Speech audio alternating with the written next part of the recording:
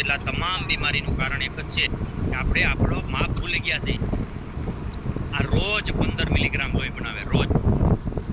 તમામ સમસ્યા, થાક, થકાન, બેસીની કંટાળો, ગમે એટલું કામ કરો ને તમે થાકશો નહીં.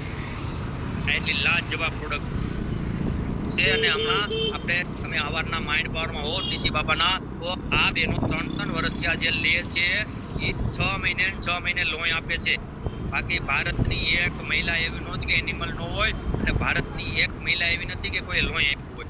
પણ જે આ ટેબ્લેટ પીવે છે ને ભાઈ, એ રક્તદાન કરવાનું એને ચાલુ કરી દીધું. વિચાર તો કરો તમે, એ લેડીઝે રક્તદાન કરે છે અત્યારે. રક્તદાન ક્યારે થાય? એને નખમાં રોગ ન હોય એવી લેડીઝ લોહી આપી શકે. આ વુમનની તાકાત છે કે 3 વર્ષ ત્યાં લે છે ને, આ એ હેલ્ધી છે. પછી આનું મોટામાં મોટું શું કામ છે ખબર? ઉંમર ઘટાડે.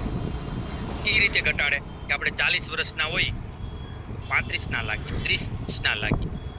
સમજી ગયા? આયુષ્ય વધારે અને ઉંમર ઘટાડે.